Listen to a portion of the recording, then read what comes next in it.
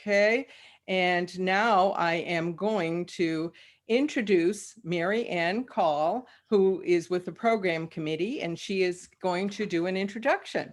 Okay, Mary Ann, go take it away. Okay, thank you very much. So today's speaker is David Moore, and he's the founder. He founded the UNH Survey Center in 1975 when he was a professor of political science at the University of New Hampshire.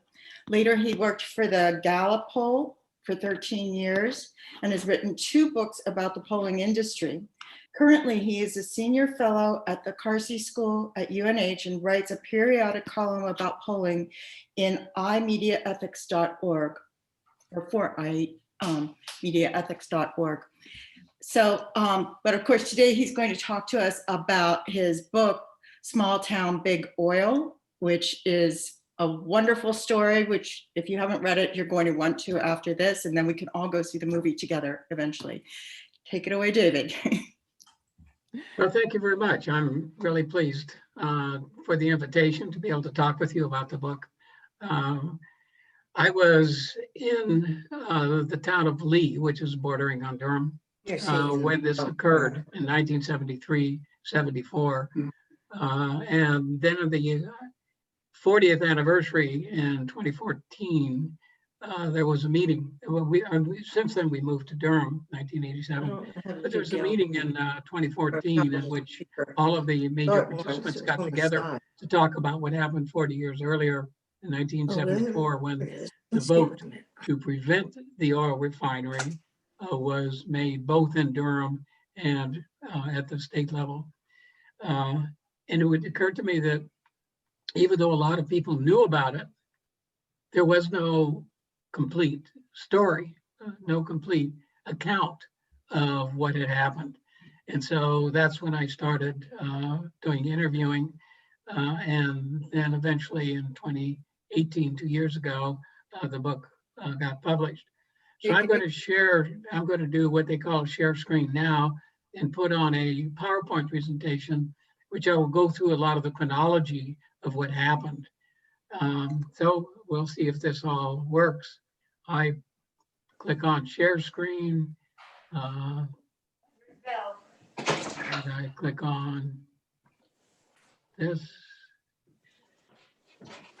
Share. Okay. So now, so this is the cover of the book. What Mary Ann, I think, or Nancy sent out to you was a cover of the audio book, but this is the cover of the paperback version of the book, Small Town, Big Oil, The Untold Story of the Woman Who Took on the Richest Man in the World and Won.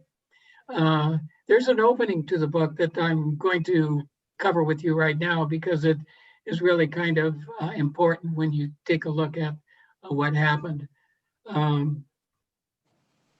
Okay, let's see, how do I get this down? David, we can't see you. Okay, I think you have to, I'm not quite sure what I have to do for you to see me. Okay. So New Hampshire, so this is the kind of opening. New Hampshire is rich in natural beauty. Its 18 miles of beaches and rugged coastline are fed by a web of rivers and estuaries that fuel the economy for many New Hampshire communities. Well, this is a story about legacy and how the actions of ordinary people can impact the lives of many for generations to come. It is also a story about recognition of the often underappreciated role that women play in society.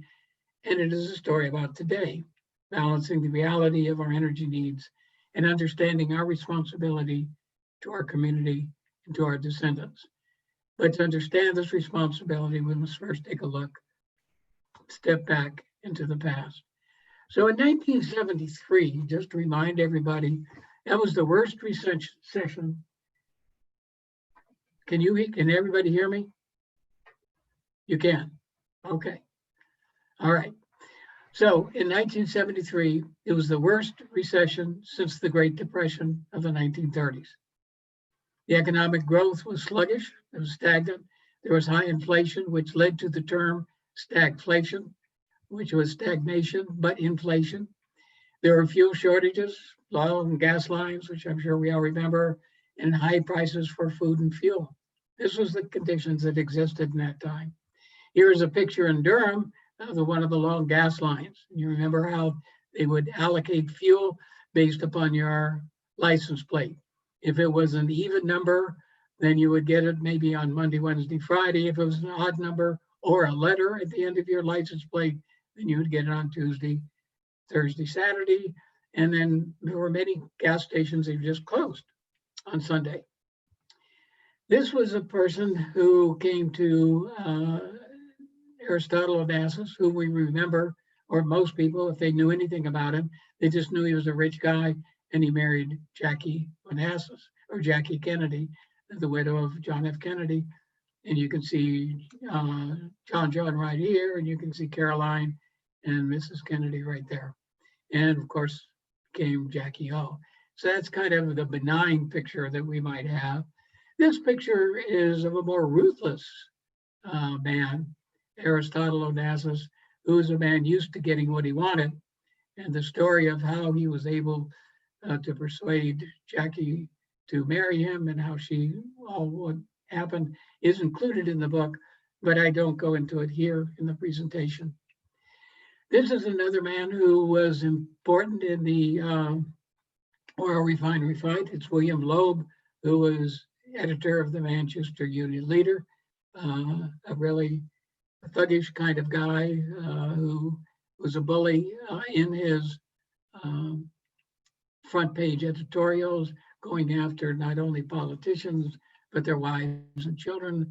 In fact, went after the daughter of the governor so that she had a nervous breakdown. He's not a nice man, and he was definitely on the side of Aristotle Onassis. And then at the time was Governor Meldrum Thompson. He was born and raised in Georgia, moved into Brooklyn, started with law books, and then finally moved up to New Hampshire. And through support of the Union leader, he was eventually able to become governor for 3 terms. And he was governor, he had just been elected governor in 1972, when in 1973, the whole oil refinery effort came about. So this is what the Aristotle Onassis wanted to do. He wanted to build an oil refinery on Durham Point. It would be in 400,000 barrels of oil per day. It would have been the largest oil refinery in the world at that time. It would have cost $600 million, which is $3.2 billion today, to give you an idea how large it was. And the promise, ultimately challenged, but the promise was that it would bring 15,000 new jobs, more gas and home heating oil, which was really in short supply and also going up in price. And it would bring this humongous tax break for Durham. Those are the promises. This was the map. So here's Lunging Island of the Isles of Shoals. Here's Portsmouth Harbor, here's Portsmouth. So an underwater pipeline would go into Rye, and then an overground pipeline would go through what was then Pease Air Force Base. It would cross Great Bay and then go into this red area, which were the area that the oil, that Aristotle's people had been able to purchase land options on. It purchased land options on without the people knowing what was for.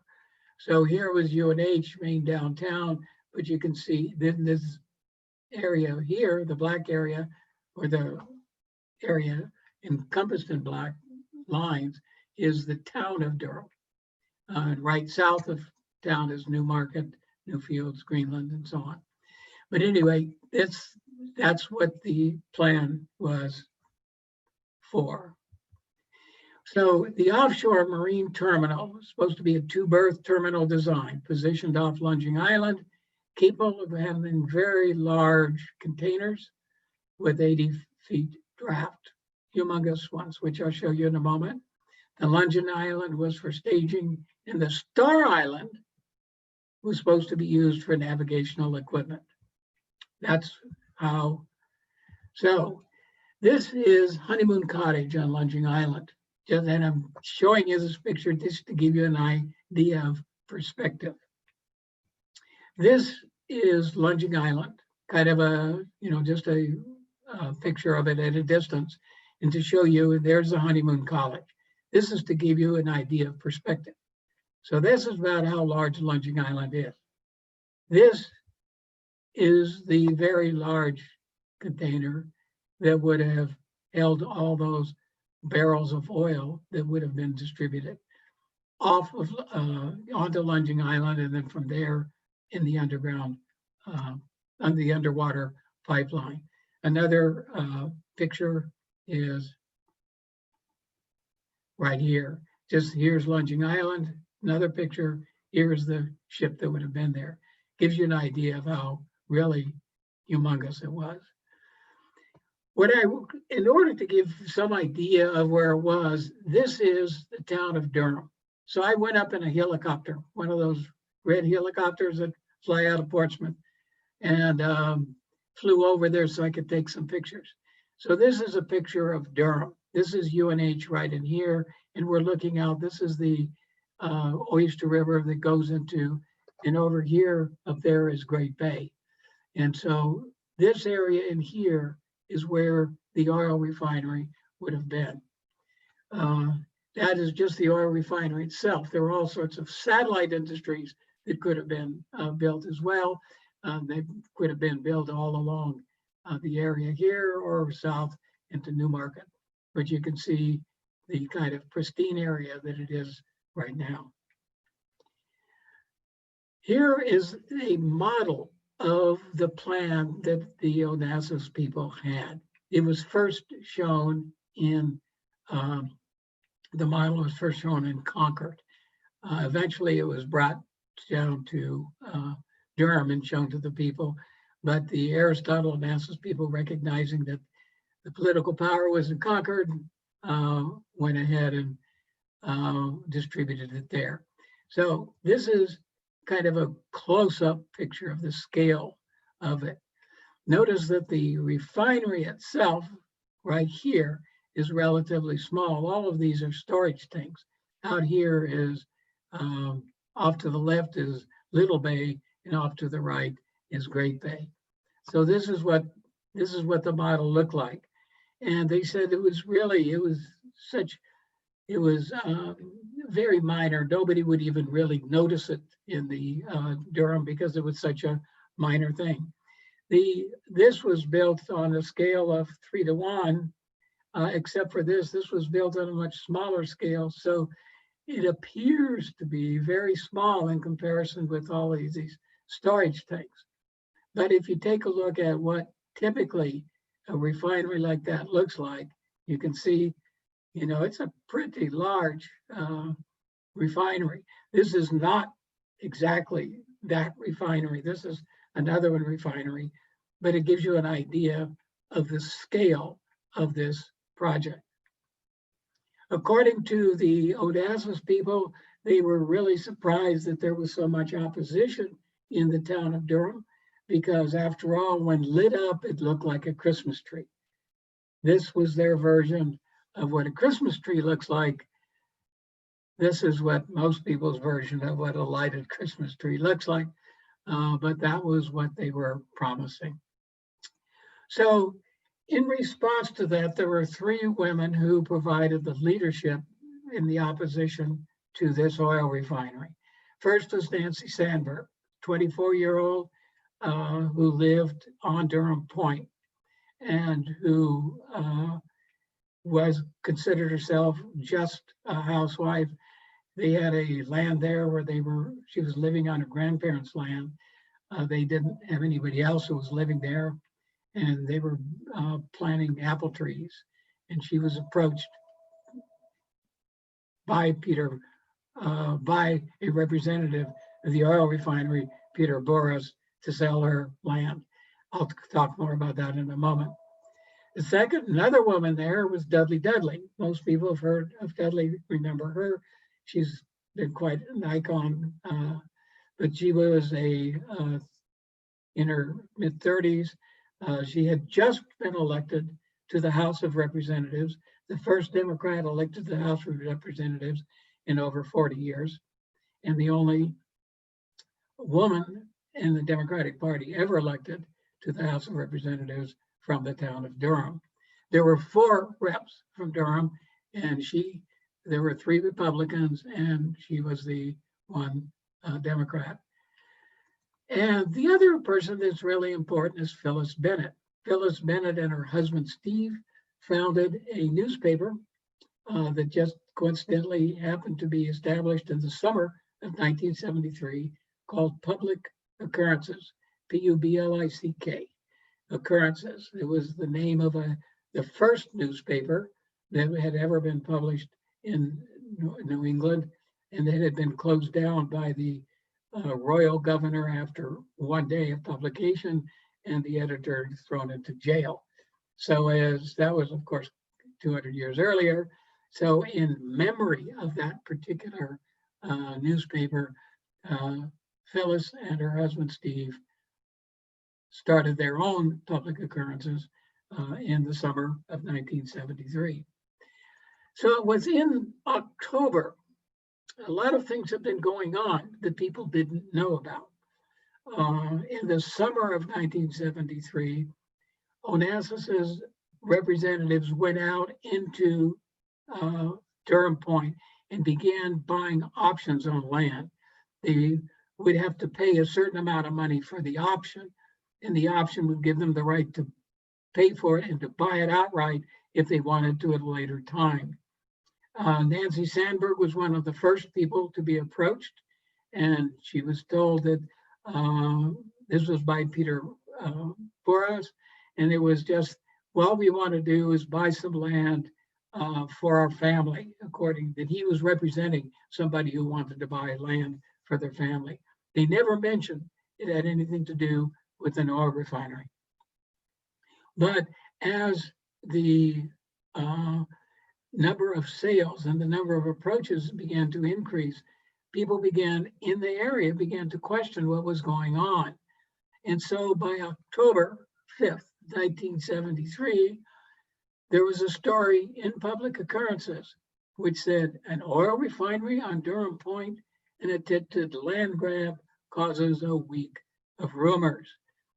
And that was the first indication that anybody in Durham had that there might be an effort to establish an oil refinery in the town of Durham. One of the people who had been approached was Evelyn Brown, and they had been approached saying that they wanted to buy her land. And apparently she and her partner were living, she and her partner owned 2 parcels of land, one of Salty and then the other, which she called Salty, which she was willing to sell to somebody who wanted it for a preserve, called a national preserve.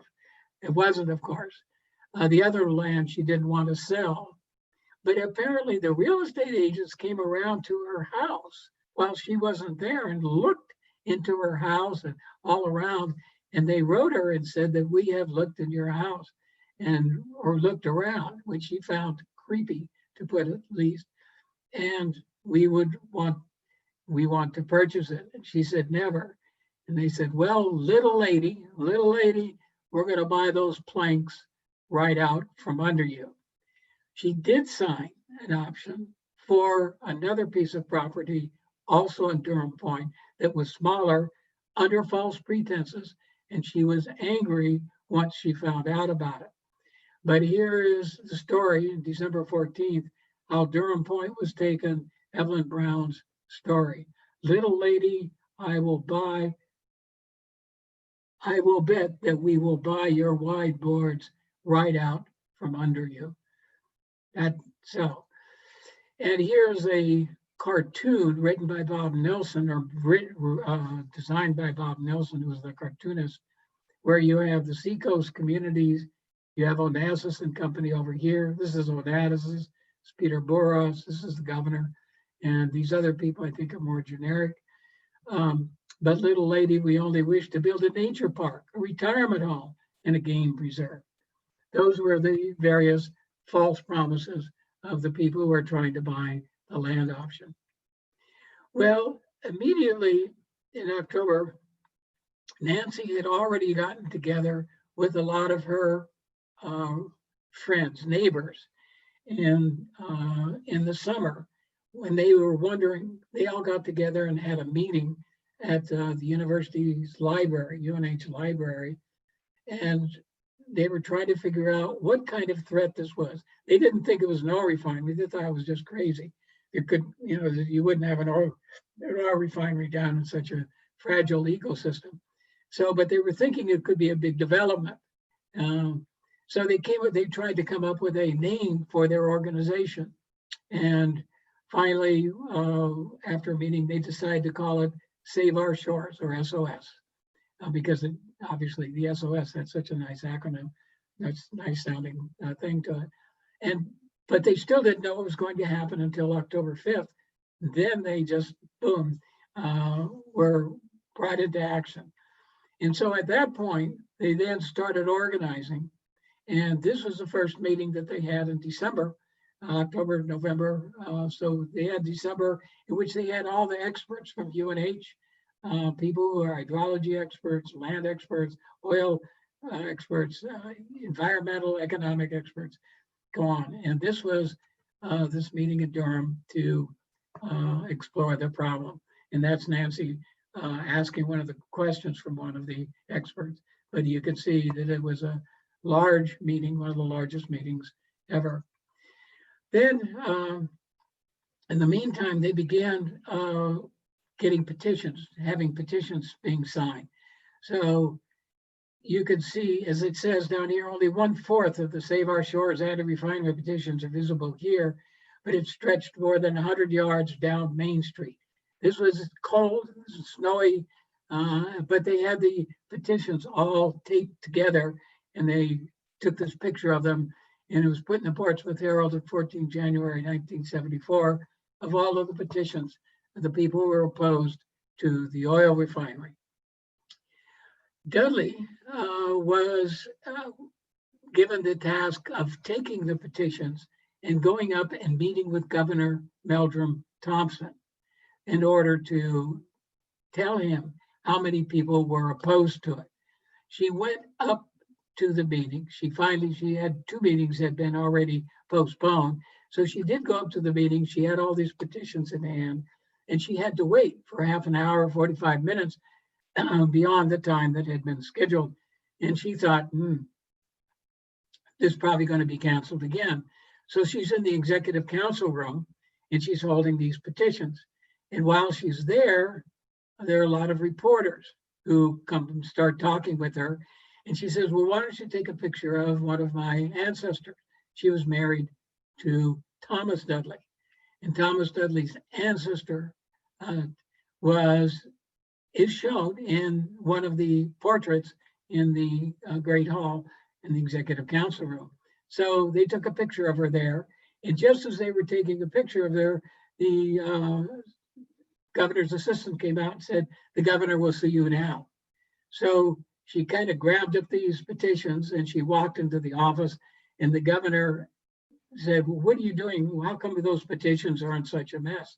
She said, well, she had been showing them. He said, well, I can understand why the people in Durham would be opposed to the oil refinery because it would bring such a big tax break. And she said, well, Governor, and he said it would bring more oil. She said, well, Governor, the problem isn't with refining the oil. The problem is with the getting the oil in the first place. So just having a refinery there won't solve the oil shortage problem. And he got all incensed. He said, what do you think? Get off your high horse. Who do you think you are telling me what to do? And he kicked her out of his office after only 5 minutes of her being in there. And so she went out, and here's a picture of her that was taken by the Associated Press, where she said that she was badly treated. And the governor later issued a news report saying how rude she had been. But that was kind of the character of the time. There was no real effort made by the governor's office or the Onassis to really communicate with the people of Durham. One of the people who was very important in the effort to oppose the oil refinery was Chris Spiro. Chris Spiro was a representative from Manchester. He called himself the other Greek because you had obviously Aristotle Onassis and his Greek supporters, Peter Boras, and a number of the so-called real estate agents who are out there trying to buy options. So Chris Spiro said, well, I'm the other Greek, and he was opposed to the oil refinery. And he provided a very important leadership role behind the scenes in the State House, working with Dudley, who was the face of the opposition. One thing to keep in mind is that Aristotle Onassis and the governor really wanted to have an oil refinery in New Hampshire. The 6 New England states had been meeting, 5 because he wouldn't attend.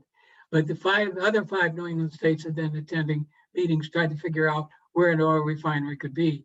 But Thompson, having just been elected, had said from the beginning he wanted an oil refinery.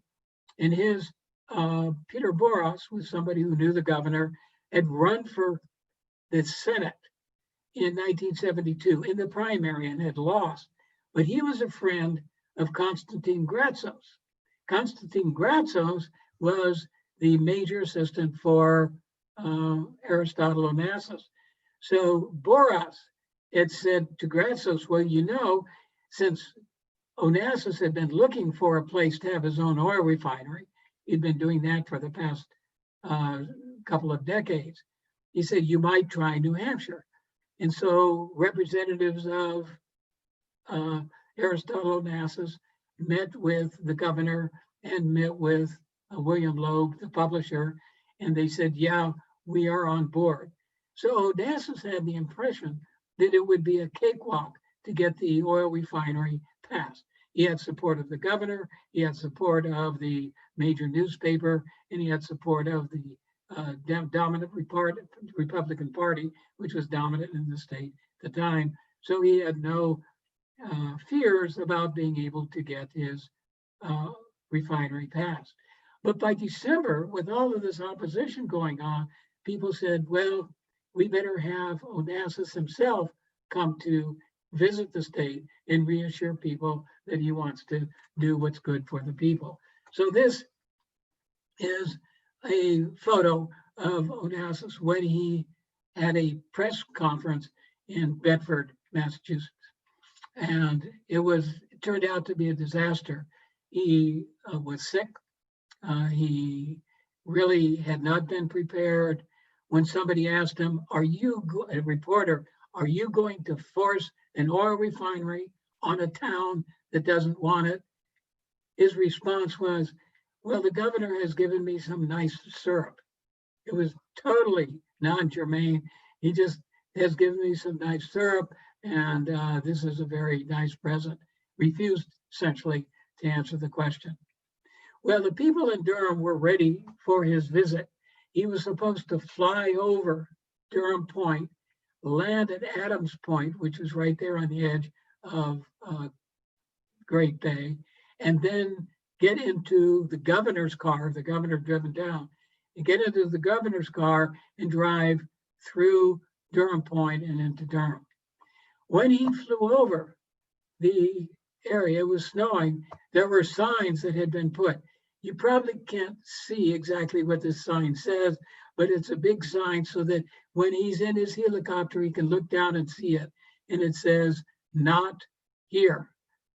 There were other signs that said, go home, Ari. Aristotle Onassis, Ari being his name. So there were all these signs that were put into the snow so that when he flew over Durham Point and landed at Adams Point, he refused to get out. He didn't want to go into such a hotbed of resistance. He got back into his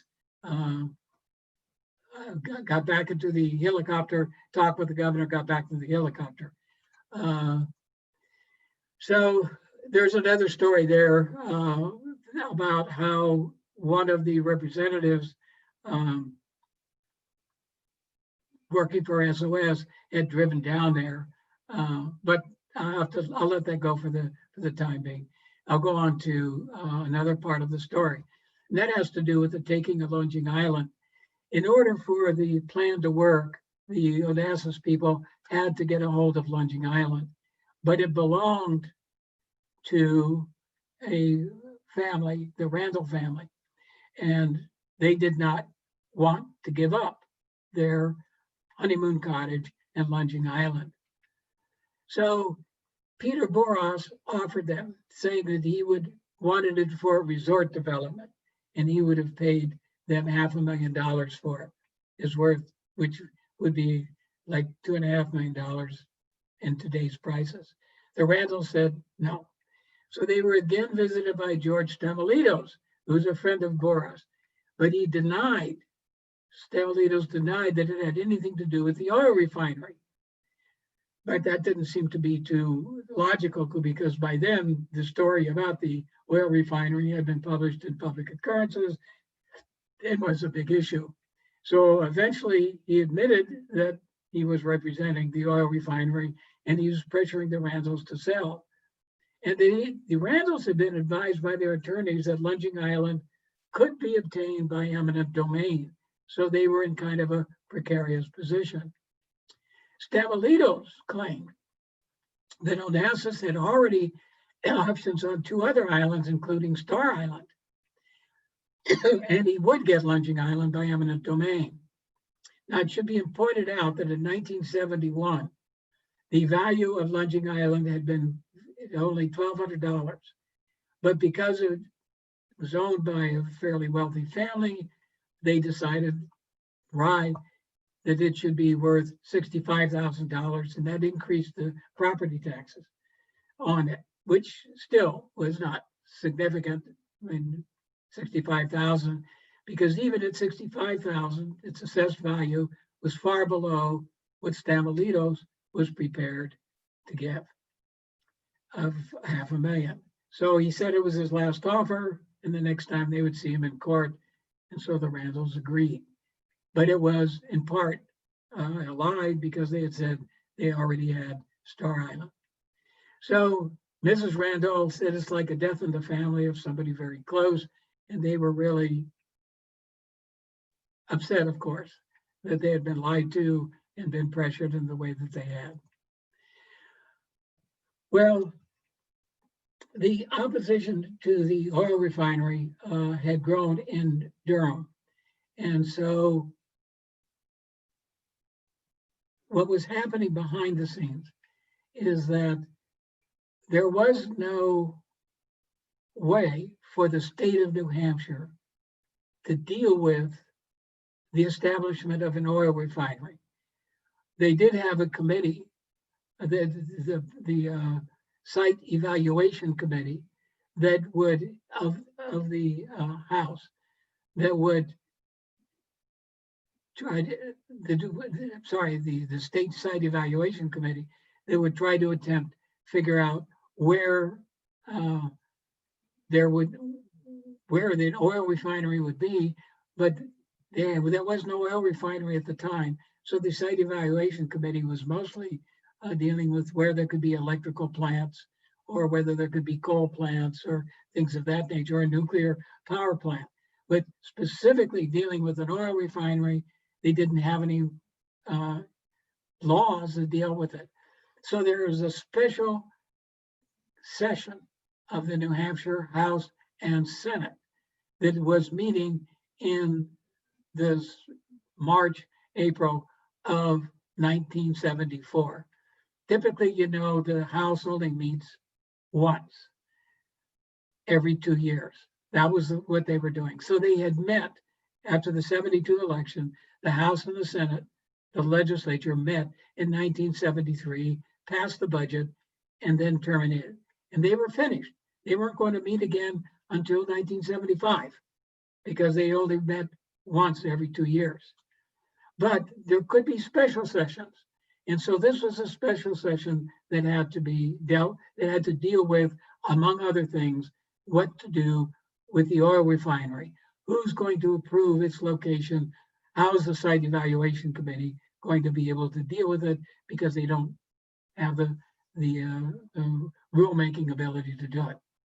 So as it turns out, as you know, the town meetings are supposed to be held in March, in the first Tuesday in March. So in Durham, the SOS was planning for the town meeting to pass a resolution that would condemn the oil refinery. At the same time, coincidentally, the State House was dealing with the problem of the site evaluation committee and what authority it had. So behind the scenes, what the governor was trying to do was give the site evaluation committee the ability to place an oil refinery wherever the site evaluation committee deemed important, without regard to the local home rule. But the whole question of home rule became the issue around which the oil refinery was eventually voted. Okay, so that kind of in March 1st, we're only a few days away from the town meeting, which was on March 5th, and a few days away from the meeting in the House of Representatives, where they're going to vote on the site, what the site evaluation committee could do.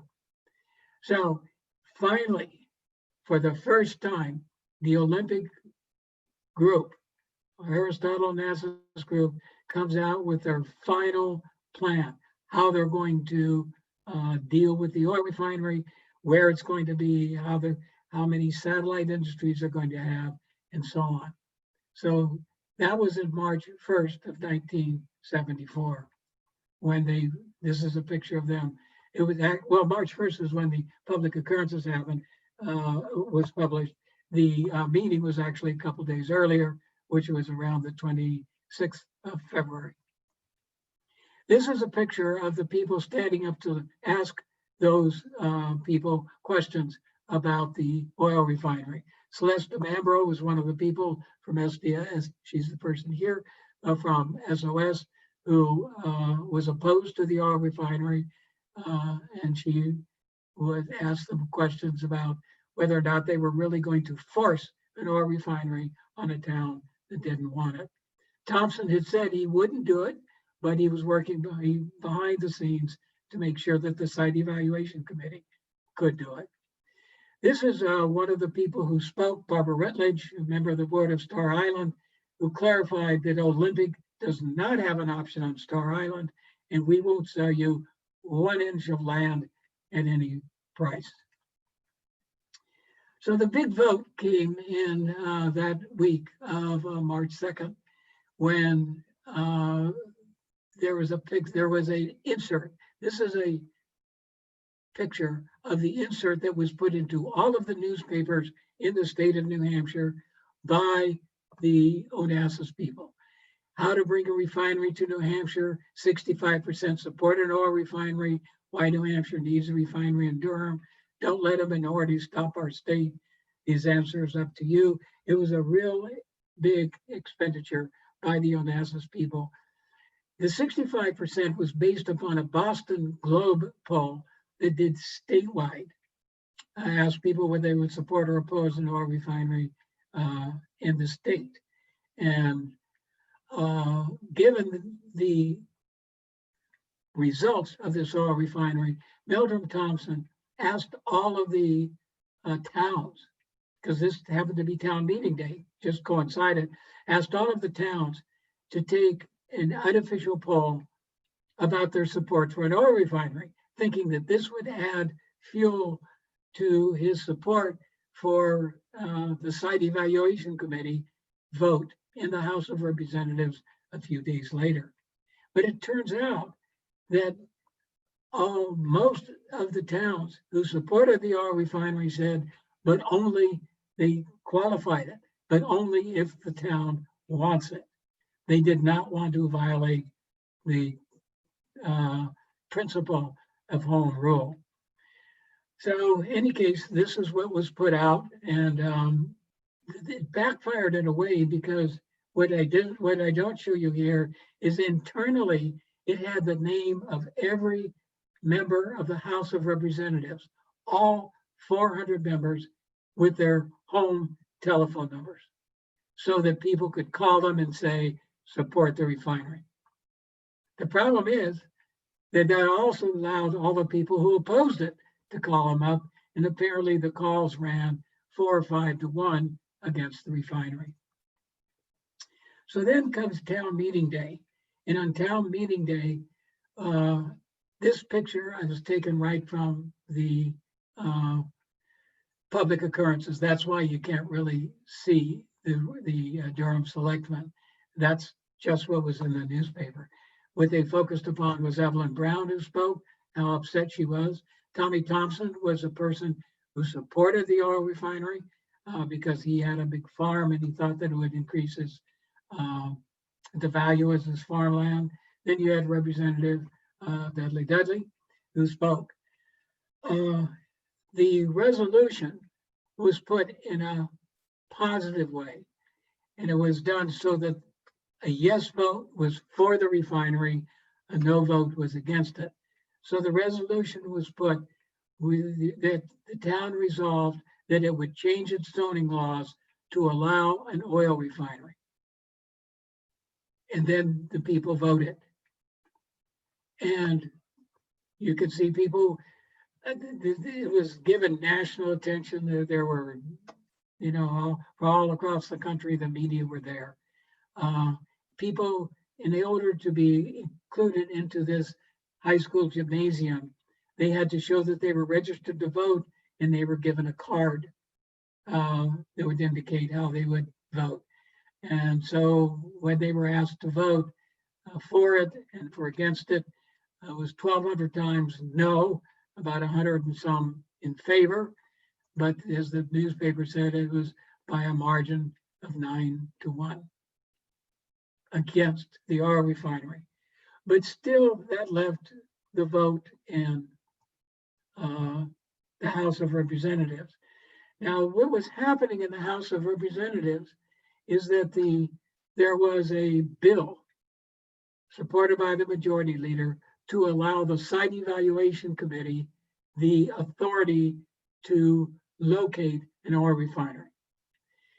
It did not support or oppose the current oil refinery, but there was an amendment by Maurice Reed, who was the assistant majority leader. R-E-A-D was his name, Maurice Reed. And that amendment was one that said the Site Evaluation Committee could locate the oil refinery wherever it wanted to, and it did not have to pay attention to what a town wanted. So the question was, before the House of Representatives, whether they were going to support the amendment or oppose it. If they opposed it, then it would mean that home rule would win. And if a town said no, then the Site Evaluation Committee could not locate an oil refinery in that town. So that's what this was. And it started off with a voice vote. Everybody in favor of the amendment, and there was this humongous yay. Only the people on the lower level were supposed to make noise, by the way, because they are the representatives, 400 representatives here. Then they said, so this, at that point, with so much support, everybody who opposed the refinery thought, okay, this is it. But then they said everybody opposed, and again, it was a voice vote. And again, there was this loud yell. So then they had to have a standing vote. A standing vote is one that's not recorded, but it allows individual people to be counted. So with the standing vote, it showed that more people were opposed to the amendment than in support of it by about 50 votes. And so, of course, there was bedlam and everybody voted. But then a member who supported the oil refinery and wanted to be able to go after those Republican representatives who had voted against it, called for a recorded vote. And as a consequence of the recorded vote, a lot of representatives started scurrying to get out of the chamber, but the majority leader called on the sergeant at arms to close the doors so that none of those representatives could leave. Only 2 or 3 left. And when they had a recorded vote, the margin was even greater in opposition to the oil refinery. So what this meant was that the oil refinery could not be located in the town of Durham. It didn't mean it couldn't be located in Newmarket or Rochester or some other place, but Durham was out. But the Onassis people had put all of their eggs into this one basket and going in for Durham. And of course, now that the notion was out, tried to get options in other places. Not only that, Onassis was sick. He expected this to be a real cakewalk. And so essentially what Onassis did is he left. He had already left New Hampshire by then. Essentially, he gave up on the proposal, and New Hampshire never did get an oil refinery. This is a picture of the 3 women, Nancy Sandberg, Phyllis Bennett, and Dudley Dudley, at the 40th anniversary when the granite monument was made, and it's now out on Emery Farm. If you go out on Emery Farm and go out to where there's Great Bay, you can see this granite memorial, March 1974. On the other end, it says, March 1974, Durham says no to Olympic oil refinery. And also, the House of Representatives opposed it. So that's, unfortunately, Phyllis has since passed away, but I was able to interview her before she passed away.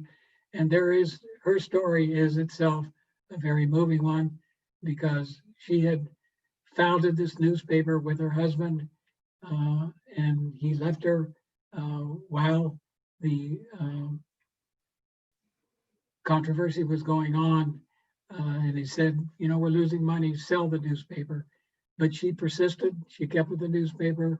He left to go with a younger woman whom the newspaper had hired at Phyllis's insistence to run their CompuGraphics machine.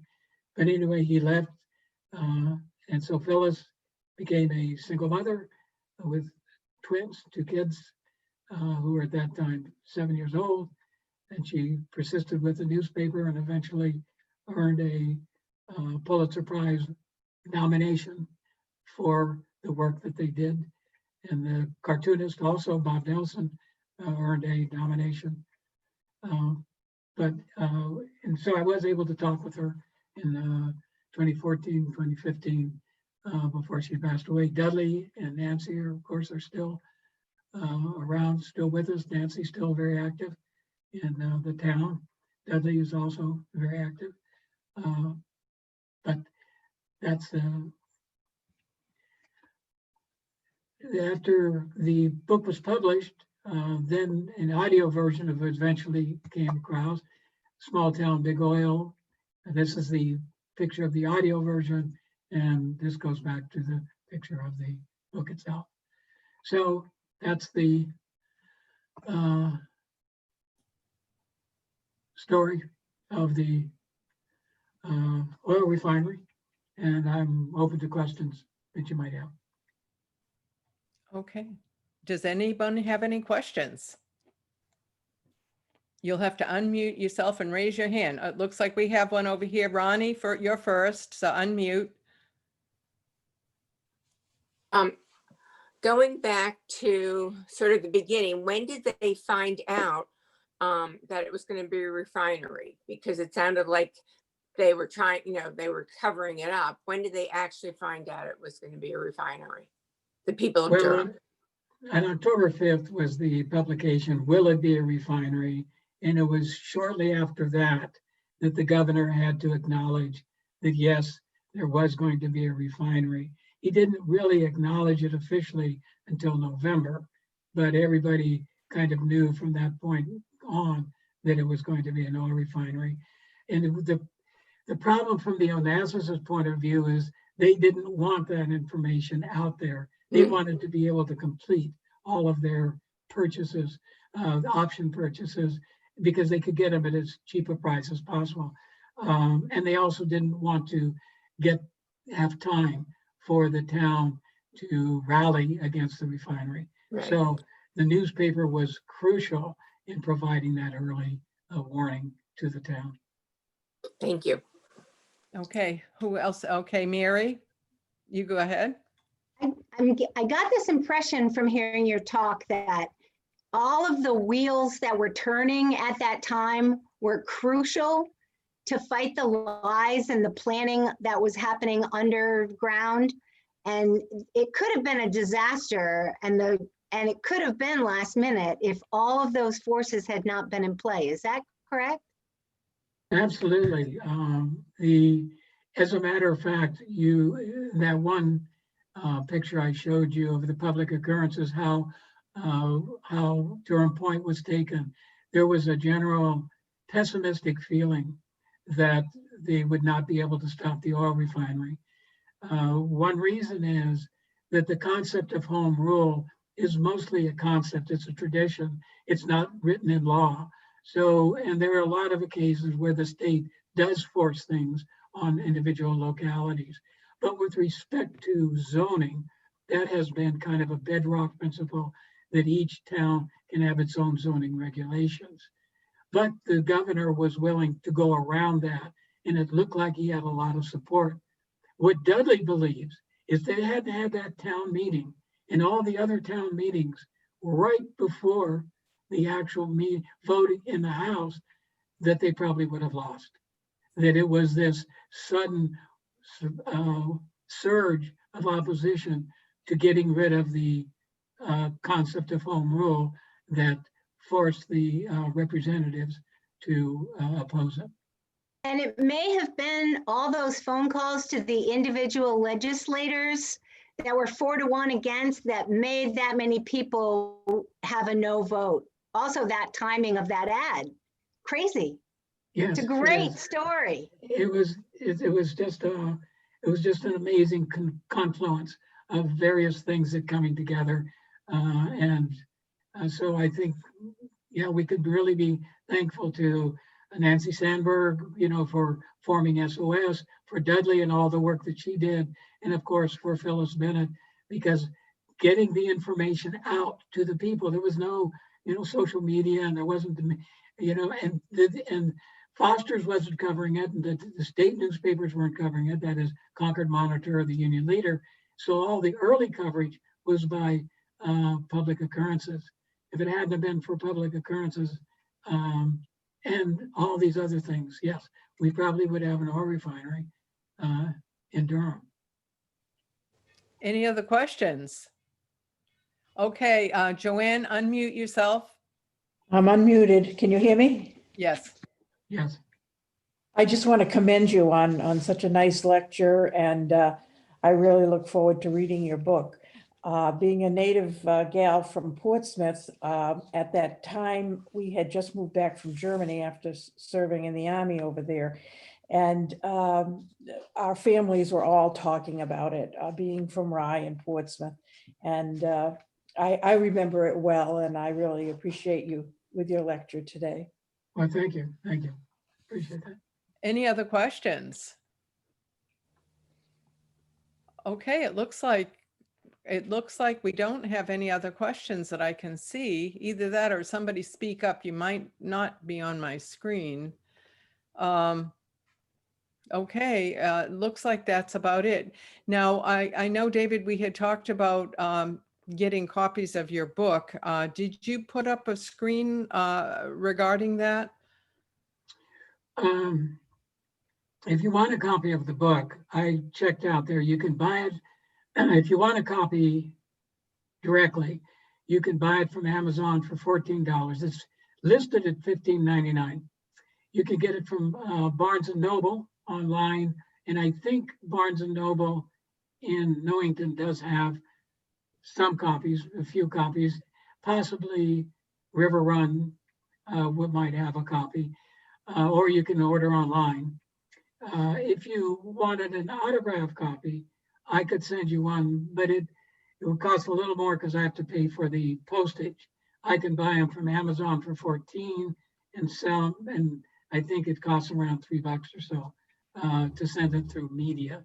So if you want to give me a check for $17, I'd be glad to, send one to you individually. I would need your address, of course, and something like that. But if you just want to go buy it yourself, it's available on, on Barnes and Noble and at Amazon, as far as I know. David, if we want to get a signed copy of your book, what did we say? We'll send a check to your address. What address would that be? And is it on the presentation, or do you have to give that to us now? I would have to give it to you. It's 4 Stevens Way, number 4 Stevens Way in Durham, 03824. So if you just tell me you want one, I do have some books here. I've ordered some more. So if you want one and you want me to sign it, if you tell me who to sign it to, I'll do that. If you don't say, then I'll just sign my name. And if you just want the book directly, you can get it, without, just going directly, whatever. Okay, that's excellent. Excellent presentation. I know that my husband loves to get signed copies of books, so I'm going to probably send a request out to you. Does anybody have any other questions at all for David? Okay, outstanding. If you want to unmute yourselves and applaud, go right ahead. We'll Thank make you it very much. as noise as we can. Okay, thanks very much. I appreciate it. So, Thank you. good luck to everybody. Thank you very much. Well, thank you so much, David. You're welcome to stay on board for the continuation of our general meeting. If you'd I'll like. probably wish you the best, and thank you very much. I think it's an honor to be invited to talk with you, and I really do appreciate it. Well, it's our honor to have you here. Thank you so Okay. very much. Thank you. Okay, thank you. Okay, very good. All right, ladies, that was super. Thank you all for your great participation. Thanks for those great questions too. And it shows the enthusiasm that we have about our local area and everything. What a difference that would have made. My gosh. Right. Okay, so I'm going to go back to the agenda now, unless anybody has any other questions that they want to bring up in the meantime. Okay, all righty. Well, the next person, let me end the recording. Just bear with me for one moment. Okay.